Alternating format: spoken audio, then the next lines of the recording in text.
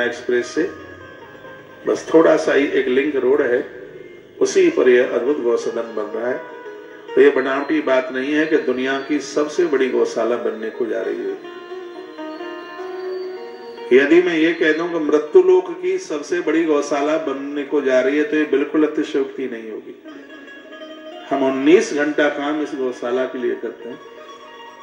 गुरुकुल चल रहा है, बच्चे पढ़ रहे हैं, किसी से भी 1 रुपया नहीं लिया जाता, पर एक परमार्थ का काम हो रहा है। क्योंकि मेरे बड़े महाराज जी ने कहा था, भारत माता मंदिर वाले महाराज जी ने, कि वेद के बिना मति नहीं और गाय के बिना गति नहीं। तो वेद और गौ माता को बचाने के लिए भरकम प्रयास किए जा रहे हैं और जितना हो सकता है उतना बिल्कुल कर रहे हैं। आज मैं सिलीगुड़ी में भी बैठा हूं। ये आप जानते हैं वृंदावन किसका छोड़ने का मन करता है। वृंदावन जगह ही इतनी अद्भुत है, लेकिन आज मेरा दौरा पूरे देश में चल रहा है, मैं जगह जगह पहुंच रहा हूं। पर मैंने उस दिन वृंदावन में बोला था, जिस दिन मैं चला, मैंने कहा सिलीगुड़ी वालों भक्तों, हम भ्रमण करने के लिए नहीं आ रहे हैं, किसी पिकनिक पर नहीं जा रहे, हम सिलीगुड़ी आ रहे हैं गौ माता के लिए नोट लेने के लिए, पैसा लेने के लिए। ये बिल्कुल सत्य है। प्रत्येक दिन का खर्चा 10 से 12 लाख रुपया है। इतना बड़ा यह काम हो रहा है। 1 महीने का 3 से 3.5 करोड़ रुपया, जो कि एक बहुत मोटी रकम है। ये सब आपके सहयोग के ऊपर, कथाओं के ऊपर ही डिपेंड है। और सच तो यही है कि आप जो धर्म और सदकर्म में जो पैसा लगाते हैं, ये आप अपने खाते में जमा कर रहे हैं। जब मृत्यु लोक में द्वारा से जन्म होगा, हमारे पैदा होने से पहले ये सब चीजें हमारे लिए उपस्थित होंगी पहले से। सच यही है।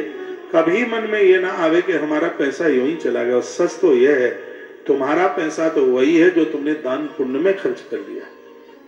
यहाँ तो तुमने छोड़ दिया, कौन उसकी वैल्यू समझेगा। 20 नाखूनों से कमाया जाए लोग उसकी वैल्यू, नहीं तो सरकारी नल का पानी और पापा की कमाई कौन वैल्यू समझता है उसकी। इसलिए मैं कहूंगा, आपने दुनियादारी के लिए बहुत किया, करते रहिए, लेकिन अपनी कमाई का कुछ अंश ऐसे भगवती कार्यों के लिए निकालिए जहां सच में गौ सेवा होती है। पानी वहां डालिए जहां जल डालने की आवश्यकता है। या पानी डालने की, समुद्र में ही 1 बाल्टी पानी डाल दो तो वो भी नमकीन नहीं हो जाएगा जाके।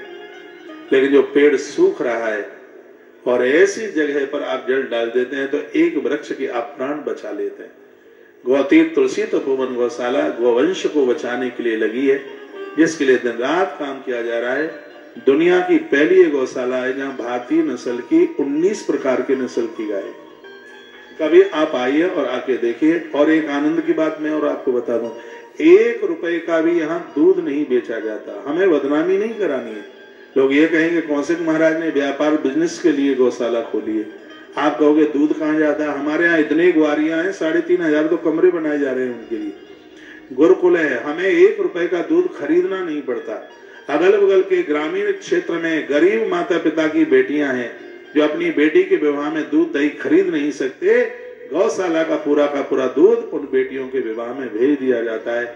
यहाँ से 1 रुपए का भी कोई भी चीज बेची नहीं जाती। यदि दुनिया का सर्वेक्षण किया जाए तो शायद ऐसी गौशालाएं कोई मिले।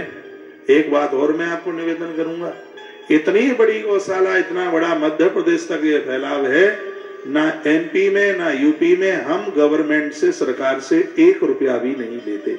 नहीं तो लोग ये कहेंगे कि सरकार को लूटने के लिए इन्होंने गौशाला को माध्यम बना लिया है। जब तक शरीर में ताकत है और करने के लायक है, तब तक करते रहेंगे। भीख आपसे मांग लेंगे, लेकिन हम इस गौशाला को कभी धंधा नहीं बनने देंगे।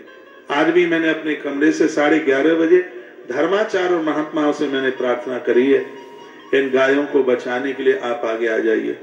आपके बड़े बड़े मठ हैं, आपके बड़े बड़े आश्रम हैं, आपसे लाखों लोग जुड़े हुए हैं। जिस तरीके की आपकी छवि है, उतनी गायों के, गौ माता के आप पालक बनिए। जो व्यासपीठ पर बैठे, उसे तो सबसे पहले संकल्प यह लेना चाहिए कि हमें गौ माता को हर प्रकार से बचाना है। आप ये कहो कि सरकार गाय माता को बचा देगी, संभव नहीं है। इस गौ माता को बचाने के लिए समाज को कमर कस करके खड़ा होना पड़ेगा। ये देश की हर समस्या का समाधान हो जाएगा यदि गोवंश को, यदि गौ माता को बचा लिया गया तो। 12 साल तक गौ माता ने भगवान गोरखनाथ को अपने गोबर में छिपा करके रखा, प्राण बचाए। गौ माता तो सबकी रक्षा करने वाली है। तो आज यहाँ की इस पवित्र धरती से जो आयोजन हो रहा है ये गौवंश के लिए, दूसरी मंजिल का उद्घाटन हो गया अभी 6 तारीख को। दूसरी मंजिल पर गए, अगले महीने में तीसरी मंजिल का उद्घाटन करने के लिए जा रहे हैं। एक तरीके से यह गौशाला बनाई गई है 3 मंजिल, क्यों? जमीन ज्यादा महंगी है, नहीं तो सब नीचे ही बना देते। हमें कुछ गौ माता को गोबर रखने के लिए, भूसा रखने के लिए जितना भी चारा है सब खरीदना होता है। हाँ, आलू जरूर उगा लेते हैं, बिना डीएपी के, बिना खाद के आलू भंडारे में पूरे साल तक चलते रहते हैं। ये गौ माता की जमीन से, उसमें 1 रुपए का बेचा नहीं जाता कुछ भी, तो जिससे वह भंडारा चलता रहता है। इसमें यूरिया नहीं डालना पड़ता, गौ माता का गोबर हो जाता है।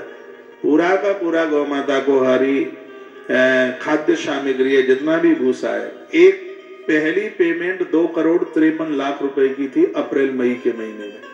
ये बनावटी बात नहीं है। वो गौशाला कितनी बड़ी होगी जिसके भूसा गोदाम के आरंभ में ही इतनी बड़ी पेमेंट की गई, और कम से कम 10 ट्रैक्टर तो प्रत्येक दिन आते हैं। इस गौशाला ने आज दुनिया में इतना नाम कमाया है। भूसा मंडी का भाव ही तब तक नहीं खुलता जब तक बंदा तुलसी तपोवन गौशाला का नहीं पहुंचता। हरे चारे की मंडी का तब तक भाव ही नहीं खुलता जब तक यहां से कोई नहीं पहुंच जाता। तो कम समय में इतना बहुत कुछ प्राप्त किया इस गौ माता ने। आप देख रहे हैं इस समय टीवी में दूसरी मंजिल पर उद्घाटन अभी 6 तारीख को हुआ है, जहां गौ माता ऐसा लग रहा है कि बिल्कुल नीचे चल रहे हैं, जैसे कोठियों में रंग पेंट होता है, बिल्कुल वैसा ही दिखाई दे रहा है। ये इसलिए ऐसा दिखाई दे रहा है क्योंकि हम गौ माता को जानवर नहीं मानते, पशु नहीं मानते, ये तो पूरे ब्रह्मांड की माता है। आज पूरे देश को इस गौवंश के साथ जुड़ना चाहिए। हम पंचमुखी हनुमान बालाजी मंदिर से निवेदन कर रहे हैं कि इस गौशाला संस्था को दिया गया पैसा, एक एक पैसा गौ माता के कार्य में लग रहा है, देवीय कार्यों में लग रहा है, भगवती कार्यों में लग रहा है। आज आयोजन का 2nd दिन है, दूसरा दिन है, और आज है पूर्णिमा। आज आप संकल्प ले लीजिए कि हमें भी इस गौवंश के लिए कुछ करना है। ज्यादातर ऐसे हम 21,000 रुपए के इसके लिए गौ सेवक बना रहे हैं, अक्षय वृत्ति सेवा से जोड़ रहे हैं, जिसका एक सवासेर भूसा प्रत्येक दिन गौ माता के पेट में जाता रहेगा। अब तो हर अमावस्या और पूर्णिमा को यज्ञ भी चालू कर दिया। तो ये एक बहुत बड़ा अद्भुत काम हो रहा है। और अब मुझे तो लगने लगा है कि भगवान ने मुझे इस धरती पर भेजा ही गोवंश के लिए, इसलिए हर प्रकार से मेरी धमनियों में गौ माता के लिए पूर्ण रूप से समर्पण है। तो यहाँ के आसपास के जो भी लोग हैं, जलपाईगुड़ी है, कुछ बिहार है, और आसपास के जो भी लोग हैं, आप यहाँ पहुंचिए। कथा के टाइमिंग्स 1 बजे हनुमान चालीसा शुरू होता है, 1:30 बजे मैं पहुंच जाता हूँ, क्योंकि 11:30 बजे से 1 बजे तक मैं अपने कमरे से लाइव करता हूँ कार्यक्रम। कथा 9:30 बजे से लेकर 4 बजे तक टीवी पर आ रही है, और आप सुन भी रहे हैं। अपने खर्चों में थोड़ी थोड़ी कटौती करके वो सामने कुर्सियों पर मेरी माताएं, मेरी बहनें बैठी हुई हैं, दादियां भी बैठी हुई हैं। बच्चों को, परिवार को आपने खूब दिया है, खूब आशीर्वाद दिए, खूब धन दिया है। अब आपके बटुए में जो रखा है गौ माता के लिए समर्पित कर दो। यहाँ भी बटुआ भरा रहेगा, फिर आगे जहां जन्म लेंगे वहां भी बटुआ भरा। बच्चों के नाम से करो। चंदा मैया ने कल अपने पोते के नाम से किया है, बैठा है सामने तने, उसको गो अक्षय वृत्ति। अब ये बड़ा होगा, इसकी शादी होगी, इसके बच्चों के ऊपर कितना प्रभाव पड़ेगा कि हमारी बड़ी दादी ने हमारे पापा को गौशाला से जोड़ा। इन सब चीजों का बड़ा असर होता है। ये बहुत बड़ा काम है, ये बहुत बड़ा पुण्य का काम है। वो यहाँ अभी लग नहीं रहा है, बहुत बड़ा। मैं तो कहूंगा बेटियों को भी। एक कोई ज्योतिषी किसी की जन्मपत्री देख रहे थे, मैं पास में बैठा था। जन्मपत्री में बना लेता हूं, देख लेता हूं, पर देखता नहीं, इसलिए जन्मपत्री लेके भी मत आना मेरे पास। तो उन्होंने वो जन्मपत्री देखी और उन्होंने पूछा कि बच्चे की नौकरी कब लगेगी। तो उन्होंने ज्योतिषी ने कहा कि इसकी नौकरी लगेगी इसके शादी के बाद। आप में भी ऐसे बैठे होंगे, विवाह के बाद कारोबार जमा हो, विवाह के बाद शादी हुई, विवाह के बाद सैलरी बढ़ गई हो। हाँ, स्थान बढ़ गया हो, प्रोग्रेस उत्कर्ष हो गया हो। तो वो जन्मपत्री दिखा के चले गए। तो मैंने ज्योतिषी जी को पूछा कि इसमें विवाह से क्या लेना देना है। मुझे तो पता ही था, लेकिन किसी के विचार सुनने के लिए स्वयं में मूक रहना पड़ेगा। तो उन्होंने बड़ा सुंदर जवाब दिया। वो कहते हैं कि इनके घर में जो बेटी आ रही है वो बहुत धार्मिक है, वो बहुत पुण्यवान है, उसने बहुत अच्छे अच्छे धर्मयुक्त काम किए हैं, कार्तिक स्नान किया। वो ज्योतिषी बोल रहे थे। वो कहते हैं उस देवी के पास इतने पुण्य हैं, और जैसे ही वो उस देवी पर पांव रखेगी, इस परिवार की तरक्की इतनी होगी कि परिवार सोच भी नहीं सकता। इतनी सी बात कही जा रही है। बेटियां जो अच्छा करती हैं, धर्म पुण्य करती हैं, वो तो माता रुक्मिणी के ही प्रसंग में वर्णन है।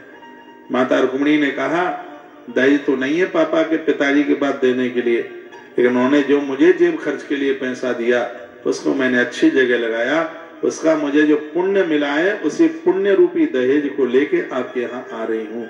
विवाह से पूर्व बेटियां जो भी कुछ अच्छा करती हैं, बढ़िया करती हैं, सब उसके घर और वर्ग को लगता है। तो बेटियों को गौक्षवृत्ति सेवा से जोड़ दीजिएगा। हाँ, गौ माता के निर्माण के लिए गैया मैया आपके बच्चों को चौड़े में रहने ही नहीं देगी। हम गैया मैया और उसका बच्चा दोनों की छत के लिए, और 3 टप्पर नहीं है, पूरी आरसीसी का निर्माण है, सिर्फ 11,000 रुपए का सहयोग ले रहे हैं। आपके 11,000 रुपया सैकड़ों साल तक गौ माता को छत दे देंगे। मैं तो आज पूर्णिमा को कहूंगा, जितना भी मुझे पूरे देश में आप लोग सुन पा रहे हैं, आपने चारे के लिए, बहुत चीजों के लिए बहुत सहयोग किया होगा, आपके एक बार गौ माता और उसके बच्चे के लिए छत दे दो। दोनों के लिए छत का खर्चा कितना ले रहे हैं? 11,000 रुपया बस ले रहे हैं, जिसमें एक बुलंदा भी 3 टप्पर नहीं, पूरा आरसीसी का बन रहा है। पूरी गौशाला ही आरसीसी की है। आरसीसी की गौशाला ना होती तो 3 मंजिल की कैसे बन जाती। आप यहाँ स्थानीय लोग भी मुझे सुन पा रहे हैं और बाहर भी मुझे सुन पा रहे हैं, आपने बहुत सहयोग किए हैं। हो सकता है कि आपने इस निर्माण में सहयोग ना कर पाए हो। गौ माता और उसका बछड़ा या बछिया, उसके बच्चे के सहित कितनी सहयोग राशि? सिर्फ 11,000 रुपए की सहयोग राशि। एक बार में नहीं, 2 बार में उसके लिए निकाल लीजिए और यह कीजिए। जिस दिन आपके घर में किसी बच्चे का जन्मदिन होता है, शादी की तिथि होती है, उस दिन इस गौशाला के नंबर अपने पास में रखिए। एक दिन के लिए गौ माता के भोजन के लिए 100 रुपए का सहयोग लेते हैं, सिर्फ 100 रुपया। इससे बड़ी कहां आपको ऐसी सेवा। आप 1 गाय, 2 गाय, 11 गाय, बच्चे का जन्मदिन 21 गाय। आपका काम 19 होगा ही नहीं, आपका काम 21 होगा, 19 कैसे हो जाएगा?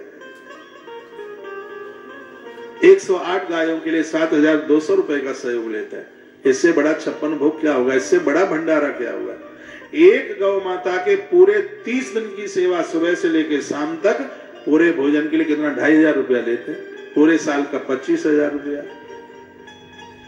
छोटे से छोटा व्यक्ति भी इस गौवंश की सेवा से जुड़ सकता है, अपने जीवन को आनंद से सजा सकता है। करने की बस अंदर से भावना होनी चाहिए।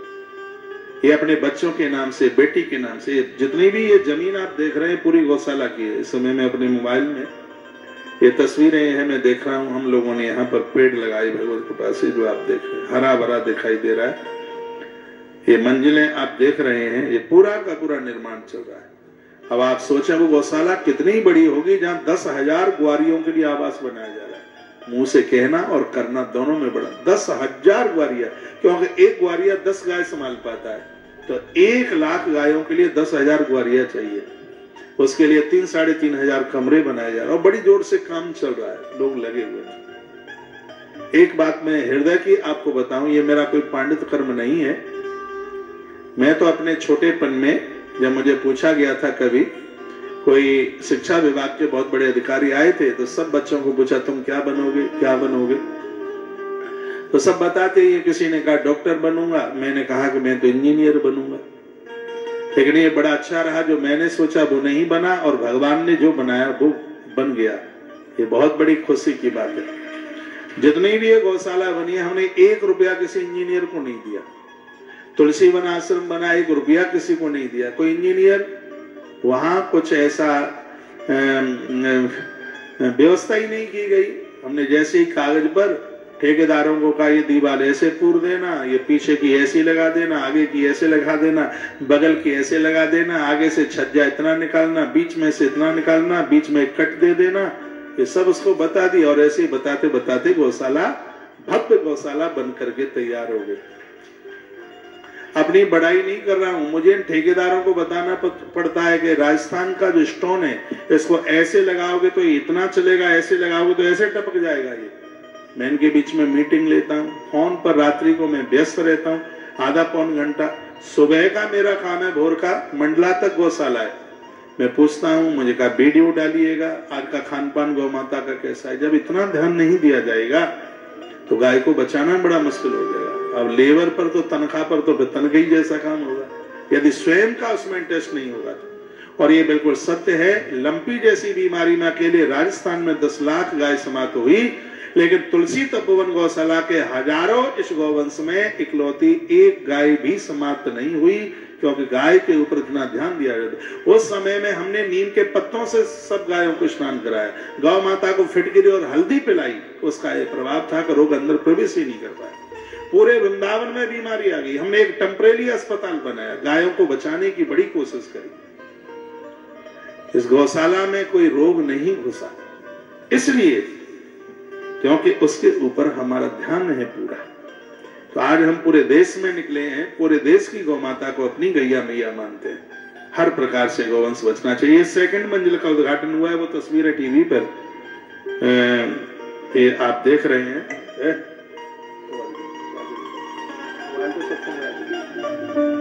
सत्संग चैनल लगा के देंगे तो आप जितने भी महानुभाव अपने घर में जहां भी आप सुन पा रहे हैं, इस समय सिलीगुड़ी से कथा चल रही है और आज है पूर्णिमा का दिन, 15 दिसंबर है। आज कल संकल्प आज ले लीजिए, जब आपसे बने तब आप कीजिए, लेकिन कीजिए जरूर। गाय बचेगी तो ही देश बचेगा। घर की एक रोटी गौ माता के लिए, घर से गौग्रास, बच्चों के जन्मदिन पर, आपकी शादी की तिथि में यह निकलना ही चाहिए। आश्रम के सभी नंबर चालू हैं और मैं कहूँगा पूरे देश को पूरा 12 महीना एक गैया मैया को गोद नहीं ले सकते हो तो 1 महीने के लिए तो ले सकते ही। कभी पत्नी के नाम से गैया गोद ले लो, कभी पुत्रों के नाम से, कभी पति के नाम से, कभी सास माँ के नाम से, कभी पियर वाली मैया के नाम से, कभी पापा के नाम से, कभी भतीजों के नाम से। ये आप कर सकते हैं बिल्कुल। कितना है, 1 महीने के लिए गौ माता को गोद लेने के लिए सिर्फ 2500 रुपए का सहयोग है। पूरे वर्ष के लिए 25,000 रुपए का सहयोग, एक गौ माता के गोदान के लिए 31,000 रुपए का सहयोग है। ये आप कर सकते हैं। आइए 2 पंक्तियां भगवान के चरणों में समर्पित करते हुए फिर हम कथा की तरफ चल रहे हैं, आगे की तरफ चल। मैं हूँ शरण में तेरी, संसार के रचैया। मैं हूँ शरण में तेरी, संसार के रचैया। किसकी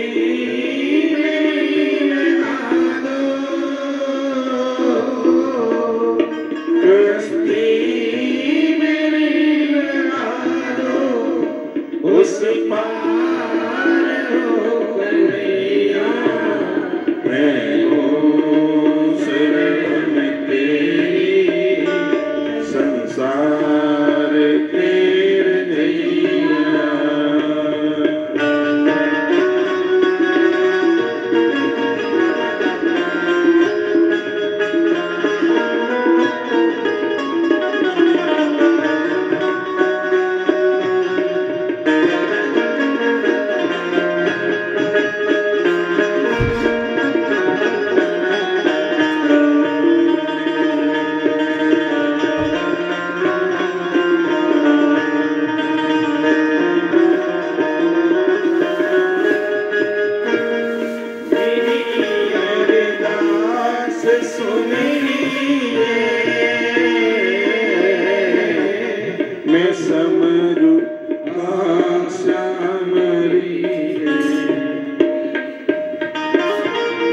तरस एक बार तो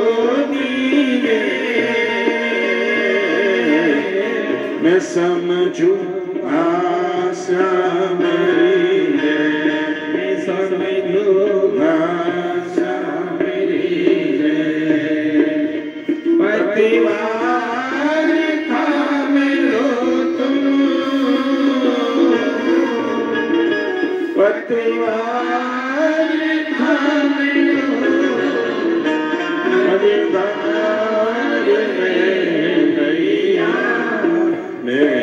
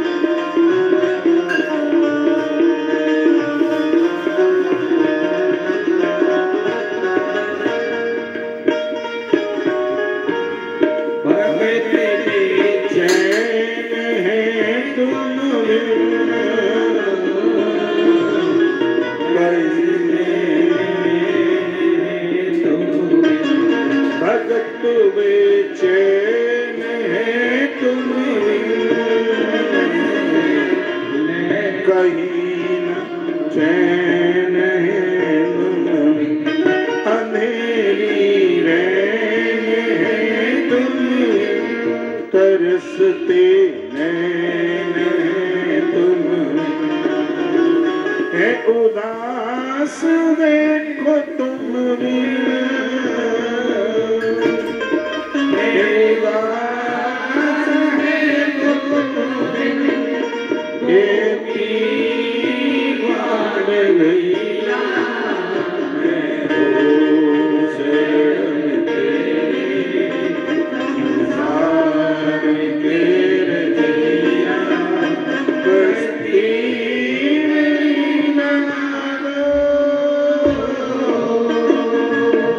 बस्ती बस्ती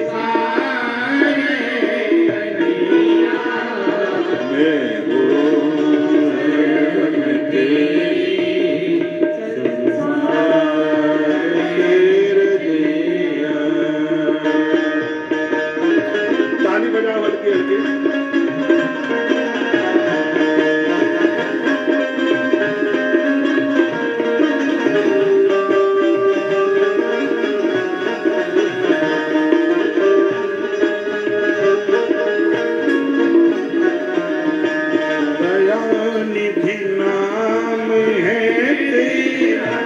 कहते हो अंतर्यामी, दयानिधि नाम है मेरा, कहते हो अंतर्यामी, समाये हो चराचर में, सकल संसार के स्वामी, सकल संसार के स्वामी, नमामि नमामि हरे,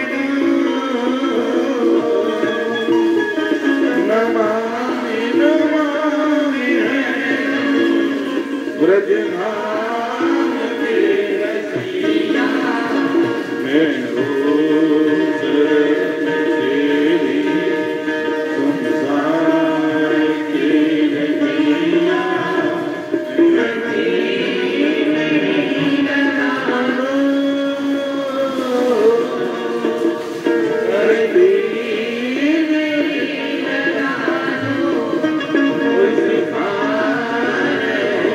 नहीं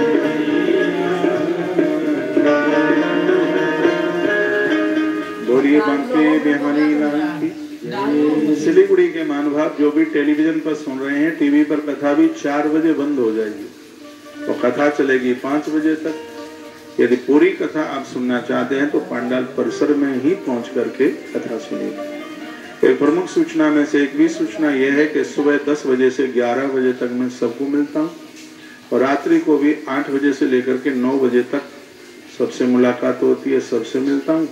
आप कथा में नहीं आ सकते हैं और आपका सहयोग करने का मन होता है तो आप सीधे 10 से 11 आइए, रात्रि को 8 बजे से लेकर 9 बजे तक आइए। जैसे आपको टाइम मिलता है अपने बच्चों को आदेश कीजिए, कहिए बेटा कौशिक महाराज वृंदावन से पंचमुखी हनुमान मंदिर आया है और हमें गौ माता को कुछ सहयोग करना है, हमें तू लेके चल। आप खुद आने में समर्थ हैं तो खुद आइए, नहीं बच्चों को आदेश कीजिए, बच्चों को भेजिए। यहाँ से तत्काल रसीद और व्यासपीठ का प्रसाद तो कथा के बाद में भी मिलता ही है। तो ये कह करके मैं बस आगे के लिए बढ़ रहा हूँ, चल रहा हूँ। भले ही आपने 2020 में खूब सहयोग किया हो और आपने किया भी था, बहुत सहयोग किया है। उस समय गौशाला इतनी बड़ी भी नहीं थी और 1 लाख गाय का मेरा संकल्प भी नहीं था। मैं तब का आया हूँ यहाँ पे जब ये संकल्प मैंने उस समय संकल्प नहीं लिया था। कथा 16-17 तारीख तक चली थी, 6 जनवरी से लेकर के 17 जनवरी तक थी यहाँ पर। मेरी 14 मकर संक्रांति 14 जनवरी यहीं की थी, मुझे खूब ध्यान है। हमने गुड़ और बाजरा के लिए अनाउंस किया था और यहाँ की बात मैंने मायापुर में जाके बोली थी। मैंने कहा भगत कभी सिलीगुड़ी में जाकर के देखना, मेरे छोटे से अनाउंस पर लोगों ने बढ़ चढ़ करके सहयोग किया। 17 तारीख को मैंने यहाँ से प्रस्थान किया था और 25 जनवरी को ये मैंने अनाउंस कर दिया था। 25 जनवरी थे उस दिन, मैंने यह बोला, कहा कि जब तक 1 लाख गायों को तुलसीवन आश्रम भोजन नहीं देगा, छत नहीं देगा, तब तक यह दास अन्न ग्रहण नहीं करेगा। तब से यह संकल्प यहाँ के बाद में ही ये संकल्प लिया है और मुझे पूरा भरोसा है। उस समय तो मुझे लगा था कि 2035 तक मेरा संकल्प पूरा हो जाएगा। 20 में संकल्प लिया, मैंने कहा 15 साल में पूरा हो जाएगा। लेकिन पूरा देश इतनी करीबी से जुड़ा है कि ये संकल्प बहुत पहले ही पूरा हो जाएगा। 2035 तक तो पता नहीं कितनी गायें होंगी, जिसको मैं भी अभी नहीं बता सकता। तो उसके लिए सब कार्य हो रहा है। आज कुछ जलपाईगुड़ी से माताएं आई, मैंने जलपाईगुड़ी में कथा करी है। तो महाराज जी आपके ऊपर बड़ा तरस आता है, तो बोलते हैं बड़ा तरस आता है। मैंने कहा मुझे भी अपने ऊपर तरस आता है, लेकिन गौ माता को ऐसा ही कराना था। शरीर बाहर से तो देखने में कमजोर लगता है, लेकिन अंदर से पौष्टिकता बिल्कुल पूरी है। हम क्या ले रहे हैं इन माताओं को पता हुआ है, मैया को पता है। दूध से काम बड़ा चकाचक चल ही रहा है, क्योंकि सर्व भोजन में, सर्व आहार में दूध का ही नाम आता, नहीं तो बॉडी के लिए दाल चाहिए। जिस दिन मैं दूध लेना बंद कर दूंगा तब शरीर टूट जाएगा बिल्कुल, क्योंकि दूध में दाल भी है, चावल भी है, सब्जियां भी हैं और फल भी है। इसलिए हमारे आयुर्वेद में दूध को सर्व आहार का है। छोटे बच्चे रोटियां खाते नहीं है, चावल खाते नहीं, छोटे ही बच्चे, इसलिए तो उनको दूध देने की उन्हें जरूरत होती है। तो दूध में सर्व आहार है और इस दूध की रक्षा के लिए, गौ माता की रक्षा के लिए देश समझ पावे कि गौ माता क्या है, अपने आप में उसका स्तर कभी भी नीचा ना हो, उसके लिए दिन रात काम में लगे हैं और ये भी आयोजन उसी के लिए है। आइए, बड़ी सुंदर कथा आप सुन रहे हैं। इधर अभी थोड़ी देर में 4 बज जाएंगे। टीवी पर सुनने वाले महानुभाव तुलसी तपोवन यूट्यूब चैनल पर, फेसबुक पर इस पूरी कथा को सुने और आज जितनी जो वीडियो डाली गई हैं हमारे 5 चैनलों पर, उनको आप जरूर सुनिएगा। जिसमें थायराइड की दवाई है, पेट फूलने की दवाई, गैस बनने की दवाई और भी ग्रंथों के माध्यम से बड़ी अद्भुत बातें कही गई हैं। वो वीडियो आप सुन लेंगे। पूर्णिमा की भी कई वीडियो डाली गई। ये आज की पूर्णिमा इतनी खास क्यों है, यह भी संदेश दिया है। आइए, स्नान शौच क्रियाहीनो दुर्वक्षी क्रोध वर्धिता है। सजग समझदार व्यक्ति को चाहिए कि स्नान टाइम से करें। ज्यादा धूप निकलने पर आप नहाते हैं तो 3 तरह की बीमारी बनती है, जिसको सद गर्म कहते हैं। इसमें बात पित्त और कफ तीनों बिगड़ जाते हैं। जितनी भी बीमारियां तीन के बिगड़ने से ही होती हैं। बात बिगड़ेगा मोटापा हो जाएगा, बात बिगड़ेगा शरीर इतना भारी हो जाएगा, और शरीर का भारी होना बिल्कुल ठीक नहीं है। उसमें बात बिगड़ता है तो शरीर गड़बड़ होता है, मोटा होता है, शरीर फूल जाता है। पित्त जब बिगड़ता है तो अंदर का तंत्र ही बिल्कुल कमजोर हो जाता है, भोजन पचता नहीं है, पित्ताशय ही गड़बड़ हो जाएगी। और कफ बिगड़ गया तो समझ लो कि फेफड़े ही काम करना बंद कर देंगे, सब कुछ ही गड़बड़ हो जाएगा। इसलिए खान स्नान दोनों का ध्यान रखें। खान का मतलब खाना, भोजन जो आप करते हैं, कब आप भोजन कर रहे हैं बड़ी बात नहीं है, क्या खा रहे हैं, कब खा रहे हैं, ये बहुत ज्यादा बड़ी बात है। तो अपने आहार को तो संभालना ही है, अपने स्नान को भी संभालना है। रात का स्नान फायदा नहीं करता, तो संध्या में भी जो नहाते हैं स्नान करते हैं तो उसका भी एक टाइमिंग्स है, सूर्य अस्त होने से पहले स्नान हो जाए। हम लोग शाम को संध्या वगैरह जो करते हैं उसके भी स्नान की एक बात है, वो भी सूर्य अस्तांचल से पहले वो स्नान किया जाता है। वो रात्रि में, देर रात्रि में आप नहा रहे हैं तो कभी कभी की बात है, वो तो ठीक है, लेकिन आप प्रत्येक दिन बिल्कुल आप नहा के ही सोते हैं तो स्वास्थ्य के लिए बिल्कुल ठीक नहीं है। कहा जाता है कि गीले पैरों से नहीं सोया जाए। गीले पैरों से भोजन करना बहुत बढ़िया है, लेकिन गीले पैरों से सोना वो ठीक नहीं। जूते पहन करके भोजन करना ब्लड प्रेशर बढ़े बिना मानेगा ही नहीं। जुराब पहन करके सोना रक्तचाप बढ़े बिना मानेगा ही नहीं। तो इन बातों का ध्यान रखें। तो यहाँ पर कहा जा रहा है स्नान शौच क्रियाहीनो दुर्वक्षी क्रोध प्रवर्धिता दुष्परिग्रह करता च सब हस्तेन भोजनम। इसके लिए कहा गया ये कभी नहाता नहीं, स्नान नहीं करता। हमारी भारतीय परंपराओं में स्नान को बड़ा शुद्ध पवित्र माना गया। किसी की गमी में उठने बैठने के लिए भी जाए तो आके स्नान करना होता है। बिना नहाए पूजा पाठ नहीं होता। देवालय मंदिर में नहीं जाते बिना स्नान किए। दुनिया का सबसे बड़ा पर्व भारत में मन रहा है, जिसमें 10-12 करोड़ लोग इकट्ठे होंगे। करोड़ 2 करोड़ तो वहां साधुओं की संख्या होगी, 10-12 करोड़। वो क्या है? वो स्नान ही तो है। और कुंभ में क्या है? स्नान ही के लिए तो जा रहे हैं। और वहां क्यों जा रहे हैं?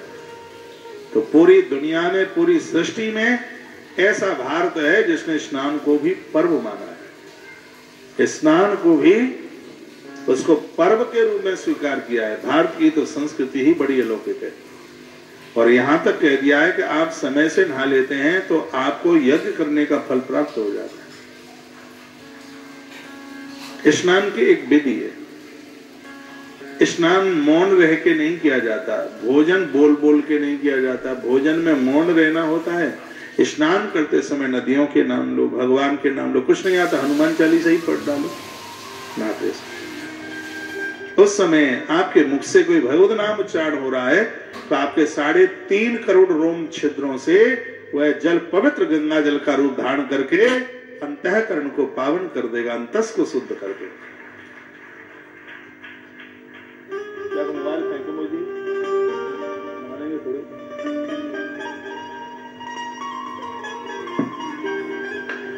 तो स्नान की बात कही गई। स्नान से जठर खुलता है।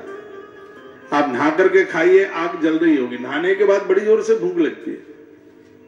उस समय भूख को रोकिए मत। उस समय अंदर भट्टी में कुछ डालिए और वह बिल्कुल पच जाएगा। ये संकल्प लेने बिना नहाए अन्न तो खाना ही नहीं है। दूध चाय ले लेते हैं, पानी ले लेते हैं, बात अलग है। अन्न पेट में स्नान के बाद ही जाए।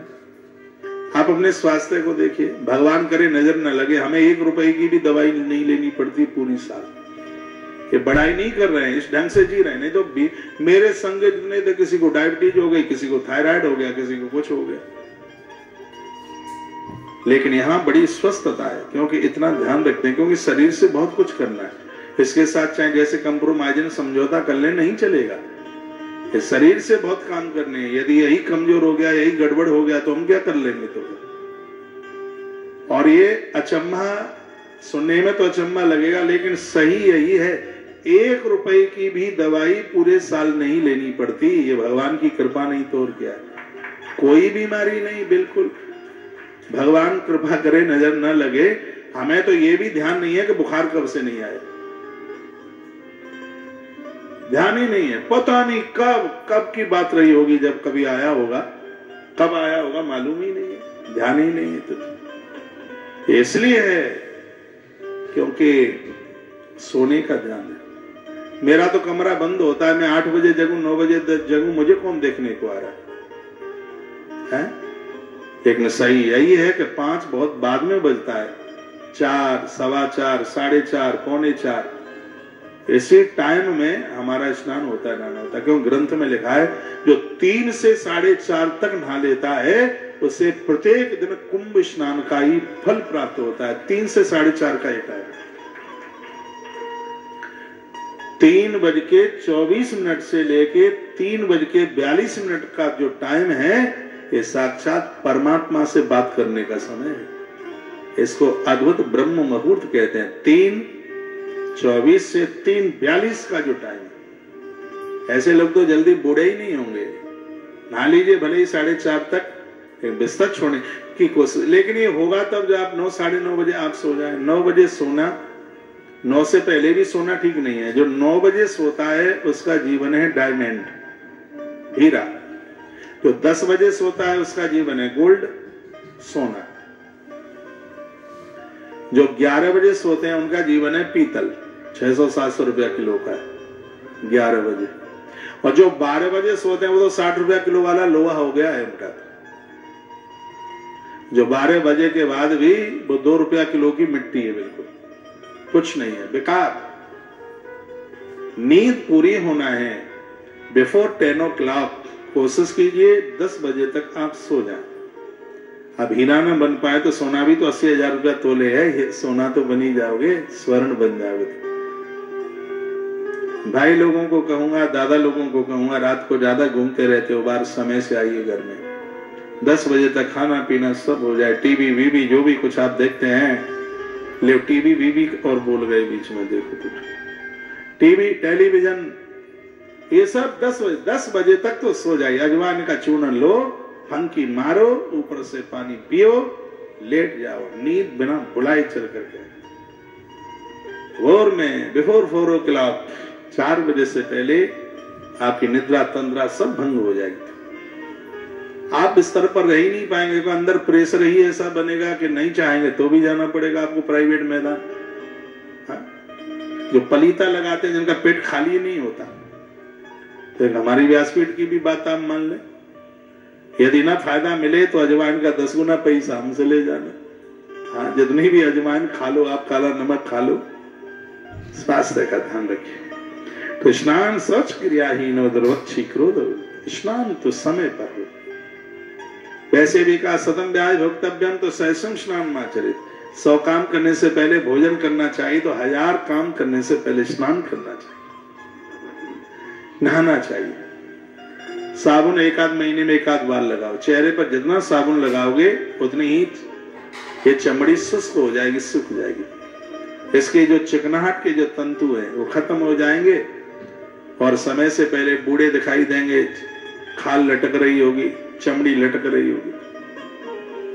जो बाजार की चीजें हैं ज्यादा लीपा पोती की, इसको भी कम प्रयोग में लो। मुल्तानी माटी भिंगाओ, उसमें थोड़ा सा बेसन डालो, थोड़ा सा दही डालो और आधी चम्मच उसमें शहद डालो, उसका पेस्ट बनाओ और 8 दिन में 15 दिन में एक बार अपने चेहरे से लगाओ। ब्रह्मांड सुंदरी तो आप ही बन जाएंगे। हाँ, इतनी सुंदरता चल करके आ जाएगी। वही तो ऐसा नूर होगा जो उतरेगा ही नहीं। ये करो। एक बार जयकारा भी लगा, बोलो बांके बिहारी लाल की जय, श्री हनुमान जी महाराज की जय, जय श्री राधे। हमारा सावन 8 महीना चलता, पहले 6 महीना चलता था, अब 8 महीना चलता है। और ये बिल्कुल सही है, खर्च ही नहीं होता, क्यों लगाते ही नहीं है जब कभी। और ऐसा नहीं है कि हमारा मूड़ा तुमसे कम चमकराओ, नहीं शीशा मिला लो फिर। कभी चेहरे पर क्रीम नहीं लगाई कभी। तो छोटे छोटे बच्चे क्या वो लगाते हैं फेयर एंड लवली। मैं कहूंगा बेटा तेरे मुंह में से आज बड़ी खुशबू आ रही है, फिर मुस्कुराएंगे। फिर दूसरा कहता है महाराज जी लीपा पोती करके आया।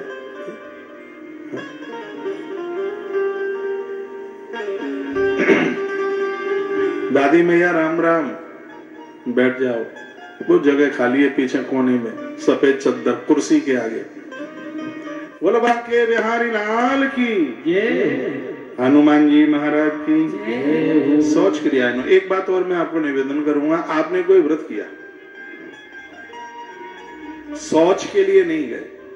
आप कहेंगे मन हो ही नहीं रहा था, पेट खाली हो ही नहीं रहा था, इसलिए तो हम नहीं गए, सीधे नहा लिए, पूजा में बैठ गए, एकादशी करी, 1% भी कोई भी फल नहीं मिलेगा, कोई भी पुण्य नहीं मिलेगा। इसलिए शौच के लिए जाना ही चाहिए, और वही स्नान दिव्य माना जाता है। शौच के बाद में बहुत लोग पहले नहा लेते हैं फिर शौच के लिए जाते हैं। ऐसे मैंने बहुत लोगों को देखा, पहले नहा लेंगे फिर घंटों घंटों सोएंगे, वो मुर्दे की तरह पवित्र हो गए बिल्कुल। पहले देखो, पहले तो नहा लेंगे। बहुत लोगों को ऐसी आदत होगी, कहीं किसी के घर जाएंगे तो बाथरूम में बाल्टियां बजाएंगे। वो लोगों को बताना चाहते श्रीमान इतने बढ़िया हैं, इतने अच्छे हैं कि 4 बजे भोर में नहाते हैं। कोई ना पता हो तो भी बताएंगे, बाल्टी जग मग्गा लुढ़काएंगे, उसमें वो खोल देंगे, पानी जोर से धड़ धड़ धड़ धड़ आवाज हो। इस घर के लोगों को पता चले कि हमारे बेटे का जो साड़ू आया है ना, वो तो 4 बजे ही जगता है। बहुत लोग व्याख्यान करते रहते हैं, हमने और उनको कोई पूछ नहीं रहा है तो कि आज हमारा मंगल मंगल मंगल, उनको समाज से सर्टिफिकेट चाहिए। भैया मेरे, ये सब किसी के लिए नहीं है, अपनी शुचिता पवित्रता के लिए ये सब चीजें बढ़िया जीवन जीने के लिए होना चाहिए। ऐसा जीवन जीना कि सुबह पेट खाली हो जाए। योगी 24 घंटे में एक बार जाता है शौच के लिए, योगी। रोगी 3-4 बार जाता है, और भोगी तो लेट बाथरूम में ही बैठा रहता है। परम योगी बनिए, 24 घंटे में एक बार आप जा रहे हैं। बहुत लोग हैं जो 24 घंटे में एक बार जाते हैं शौच के लिए, वो स्वस्थ हैं, वो बिल्कुल एकदम बिल्कुल स्वस्थ है। लेकिन वो एक भी बार जाते हैं तो चाय का पलीता लगा के नहीं जाना पड़े, हाँ गरम चाय पी के तभी पेट ढीला होगा, नहीं, अपने आप। तो स्नान शौच क्रियाहीन हो, दुर्वक्षी क्रोध वर्ग, जो उसके लिए धुंधकारी के लिए बातें कही गई, वो तो क्रोधी था, लड़ाकू था, झगड़ालू था। और जो एक है दूसरा है जिसका नाम है गौकर्ण, बड़ा अद्भुत है। एक धुंधकारी अपने पिता के पास गया और एक मुक्का मारा पीठ में जोर से, कहने लगा पैसा कितना है, हमें दे दो, नहीं मार डालेंगे, पैसा दो हमें। लेकिन उसका बाप भी आत्मदेव ऐसा था, चमड़ी चली जाए तो दमड़ी नहीं देंगे, समय आने पर ये मालकी बच्चों को सौंप दो और अब लग जाओ भगवान के भजन में। और एक बात और निवेदन करूंगा, बच्चा लायक नहीं है तो उसके नाम कुछ भी मत करना, फिर उसके घरवाली के नाम कर दो। ये मैंने बोल दिया, आप करोगे थोड़ी, क्योंकि मुझे पता है कि आपको लगेगा कि कहीं बहू तो अपने पियर वालों को ना दे दे, अंदर तो छलता कपटता भरा हुआ है। चलो ठीक है, उसके नाम आप ना कर सकें तो अपने पोते के नाम कर दीजिए। नहीं तो वही बात है कि बंदर के हाथ में चाकू दे दोगे तो नाक काटेगा, सीधे। बहुत बंदरों ने नाक काट ली, उनके हाथ में चकुआ दे दिया। पात्रता नहीं है, धन इनको दे दोगे ये बर्बाद कर देंगे बिल्कुल। बच्चे 3 तरह के होते हैं। एक बेटा वह होता है माता पिता ने जो दिया उसको उसने कई गुना कर दिया। बहुत ध्यान से सुनिएगा बात, इसको सपूत कहते हैं। मम्मी पापा ने जो दिया, माता पिता ने जो दिया, उसका कई गुना कर दिया, उसकी वृद्धि कर दी। आने वाले लोगों को भूखा नहीं जाने दिया, समाज में नाम कमाया, समाज में जो भी कुछ काम किए, महादानी के रूप में पंक्ति में सबसे आगे खड़ा रहा। धन तो इसलिए ही तो होता है। श्री शिव महापुराण में लिखा है कि धर्म 2 प्रकार से कमाया जाता है, एक देह से और एक धन से। वह अपने माता पिता का नाम बढ़ाता है, इतनी मेहनत करता है। अभी मैं सामवेद की कथा कह रहा था, उसमें एक बड़ी अच्छी बात कही थी। ब्रह्मचारी जीवन में विद्या न प्राप्त करी, 25 साल तक विद्या प्राप्त नहीं करी तो मनुष्य होना ना होना कोई मतलब नहीं रखता। जवानी में यदि पैसा प्राप्त नहीं किया तो मनुष्य बनना ना बनना कोई मतलब ही नहीं उठता। जवानी है, आप गृहस्थ आश्रम में हैं, तो जितना धर्म कमाना जरूरी है उतना अर्थ कमाना भी जरूरी है। चार पुरुषार्थों में से अर्थ है। बस ये देखे बेईमानी से ना आवे, लफंगीगिरी से ना आवे, गुंडई से ना आवे, बेईमानी से ना आवे, ये जरूर ध्यान रखिएगा, क्योंकि धर्म के दूसरे ही चरण पर अर्थ का नाम आता। अर्थ धर्म का छोटा भाई है। जो अर्थ है ना, धर्म का छोटा भाई है। बड़ा भाई कौन है? भरत। अध्यात्म रामायण में भरत को धर्म कहा है और शत्रुघ्न जी को अर्थ कहा है। तो जैसे भरत के छोटे भाई शत्रुघ्न हैं, उसी प्रकार से धर्म का छोटा भाई अर्थ है। ये अर्थ धर्म के लिए होना चाहिए, ऐसा पंडित जी अध्यात्म रामायण में लिखा। उसमें चार भाइयों को चार पुरुषार्थ कहा गया। तो ये देह और धन, ये दोनों धर्म के लिए। माता पिता के हाथों से दान पुण्य कराते रहो। मम्मी या पापा दान पुण्य करते हैं, युवा बच्चे भाई लोग सुनेंगे, उनका कभी विरोध ना करना। ये जो भी दान पुण्य कर रहे हैं, ये तुम्हारे बच्चों को इसका प्रॉफिट, इसका लाभ होने वाला है। मेरे प्रभु राम जी को महात्मा अगस्त मिले, उन्होंने कहा था, राम तुम कितने भाग्यशाली हो, तुम्हें आज इस दंडक वन में साधुओं का दर्शन करने का सौभाग्य हो रहा है, प्राप्त हो रहा है। प्रभु राम ने कहा, गुरुदेव इसमें हमारा कुछ भी नहीं है, हमारे पुरखों ने जो दान पुण्य तपस्या की उसका फल हमें प्राप्त हो रहा है, हमारे पुरखों ने जो किया उसका फल मिला। तो उनका कभी विरोध नहीं कीजिए। उनका मन होता है सोमवती मावस नाने का, विरोध मत कीजिए। उनका जाने का मन है, टिकट बना के दे दो, अच्छे बच्चों में तुम्हारी गिनती होगी। तो मैं 3 तरह के बच्चे पुत्र बता रहा था। पहला तो वह है जो माता पिता ने दिया उसका कई गुना कर दिया, और दूसरा वह है को बढ़ा नहीं पाया तो उसने घटने भी नहीं दिया। वो सेकंड नंबर के, उन्होंने बढ़ा नहीं पाए लेकिन उन्होंने माता पिता का कुछ बेचा नहीं, उसको खत्म नहीं होने दिया, उसको उतना का उतना तो बना करके रखे ही रहे। ये दूसरे नंबर के होता। तीसरे नंबर का तो पूछो ही नहीं। वो तो वही है कि बंदरा के हाथ में चाकू वाली बात है। माता पिता ने दिया, सोचा कि सरकारी नल का पानी और पापा की कमाई तो लीचने के लिए सब शराब में, दारू में, उल्टे पुल्टे कामों में खत्म कर दिया। ग्रंथ कहता है कि ये लड़के बच्चे नहीं है, पुत्र नहीं, ये तो माता पिता का मलमूत्र है, इनका होना ना होना एक बराबर था। सामवेद की बात मैं कह रहा था कि बचपन में 25 साल तक विद्या पढ़ो। 25 साल तक बच्चों को डिस्टर्ब मत करो। 25 साल तक तो इनको पढ़ने दो, इनको रोको मत। नहीं तो माता वेरी पिता शत्रु यौन बाले न पाठता, नहीं तो माता पिता को दुश्मन कहा गया है। पढ़ने के समय पर यदि बच्चों को ना पढ़ाया जाए, हमारी संस्कृति कहती है 25 ईयर्स इनके लिए उनको क्वालिफिकेशन मिले, वो व्यापार करें, नौकरी करें, कुछ भी करें, लेकिन उनके पास योग्यता तो होनी चाहिए। 25 साल तक का समय उनके लिए पढ़ने के लिए, लेकिन जैसे 26 में प्रवेश करे पहला दिन उसके पास में है, इसका 30वां दिन जो आएगा तो उसको तनख्वाह अपनी कमाई की उसकी जेब में होनी चाहिए। जो बच्चे कमाते नहीं हैं, माता पिता के धन के ऊपर मौज मस्ती करते हैं, कहते हैं कि वो रोटी भी खा रहे हैं तो बपन चाट रहे हैं, उल्टी चाट रहे हैं, ऐसा हमारा ग्रंथ कहता है। फिर तो वो इतने काबिलियत बने, उनके हाथ में उनकी अपनी सैलरी है, उनके हाथ में उनकी अपनी कमाई हो। 25 के बाद में फिर कमाने का समय। तो सामवेद कहता है कि जवानी में आप धन नहीं कमा पाए तो धरती पर तुम्हारा जन्म लेना और ना लेना कोई मतलब नहीं रखता। युवा अवस्था है अर्थ के लिए, अर्थ आपको समर्थ बनाएगा, वो धर्म के साथ जुड़ा होना चाहिए। और फिर क्या कहा? वृद्धावस्था, वानप्रस्थ जीवन है। कहा गया कि वानप्रस्थ जीवन में आप समाज से सम्मान नहीं ले पाए, इतने अच्छे काम ही आप नहीं कर पाए, समाज से आपने आदर नहीं लिया, सम्मान नहीं लिया। इस वृद्धावस्था में भगवान का नाम नहीं लिया, प्रभु का भजन नहीं किया, दान पुण्य नहीं किया, तो धरती पर जन्म लेना और ना लेना कोई महत्व नहीं रखता।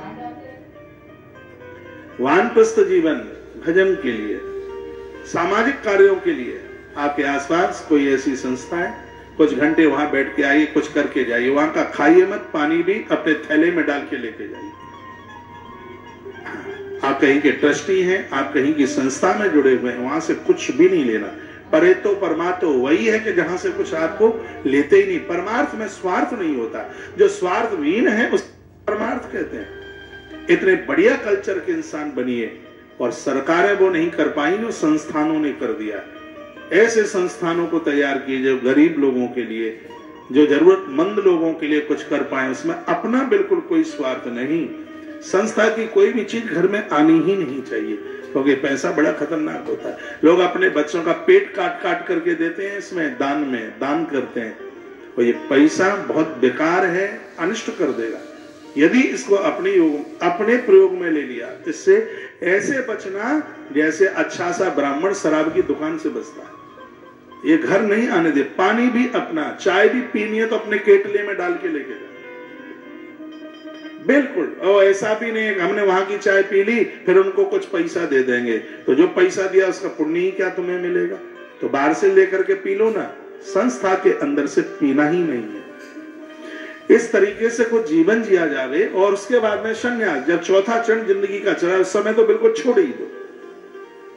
जब तक आपका शरीर हाथ कान आपका काम कर रहा है, उसमें थोड़ा सा अपनी मुट्ठी में रखिए। सब इनको दे दोगे तो एक अब गड़बड़ कर दें, थोड़ा सा तो तुम्हारा अंकुश उसमें होना ही चाहिए। अब लग रहा है कि कुछ समय के मेहमान हैं, सब त्याग दें, सब छोड़ दें, फिर तो राम भरोसे जो रहे पर्वत पर हरियाए। फिर तो सब प्रकार से भगवान के भरोसे हो जाइए। बच्चों को संपत्ति कम, बच्चों को संस्कार ज्यादा दीजिए। मैं युवा भाइयों को कहना चाहूंगा कि यदि तुम्हारे मम्मी पापा तुमसे डरते हैं तो तुम अच्छा व्यवहार नहीं कर रहे हो। आज वृद्ध माता पिता को अपने बच्चों से बहुत भय लगता है, अपनी बहुओं से बहुत डर लगता है। डर तो तुम्हें लगना चाहिए। राम जी अंत तक, भगवान कृष्ण अंत तक अपने माता पिता से डरते रहे। अच्छे बच्चे वही हैं जो माँ बाबू जी से डरते हैं। लेकिन आज तो बच्चे ऐसे चढ़ बैठते हैं उनके ऊपर, मरने की धमकी दे देते हैं, घर छोड़ने की धमकी दे देते हैं, और यह बिल्कुल भी ठीक नहीं है। ये पुत्र धर्म का नाश कर देता है, उसका जो अपना एक धर्म है उसको वो समाप्त कर देता है। इतने बढ़िया बनिए, माता पिता हमसे ना डरे, हम माता पिता से भयभीत रहें। ये सगरी बातें ग्रंथ में कही गई। लेकिन वो धुंधुकारी ऐसा था, वो माता पिता से डरता नहीं था, माता पिता की रोजाना ठुकाई पिटाई करता। एक दिन की बात थी, पिता रो रहा था बैठा हुआ, तो वो मारने की धमकी देके चला गया। बोल के गया, कल आऊंगा, पूरा पैसा मेरे पास होना चाहिए, नहीं तो मैं तुम्हें मार डालूंगा, तुम्हारे टुकड़े टुकड़े कर दूंगा। तो बाप बैठा हुआ रो रहा था। वो तो महात्मा जी ने कहा था कि जो औलाद तुम चाह रहे हो, ये जरूरी नहीं कि इससे तुम्हें सुख ही मिलेगा। दुनिया में बच्चे तो पैदा होते ही हैं, सृष्टि चल रही है, क्रम अनादिकाल से चल रहा है, लेकिन ऐसे बच्चे बहुत कम हैं धरती पर जो जीवन अपना हार जाए माँ बाबू जी के लिए, माता पिता के लिए, देश के लिए, राष्ट्र के लिए, समाज के लिए। सच मानिए, किसी के काम जो आए उसे इंसान कहते हैं, पराया दुख अपनाए उसे तो साक्षात भगवान कहते हैं। दूसरों का दुख उसको अपना दुख लगे तो समझ लो कि कोई ईश्वरीय सत्ता ही उसके रूप में चल करके आई है। पर ही तसरे स धर्म नहीं भाई,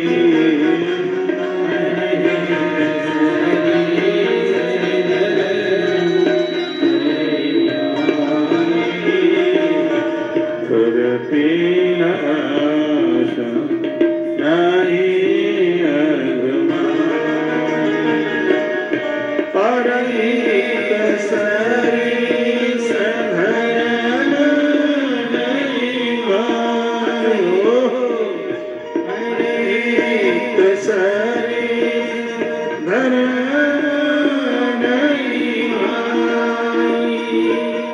पर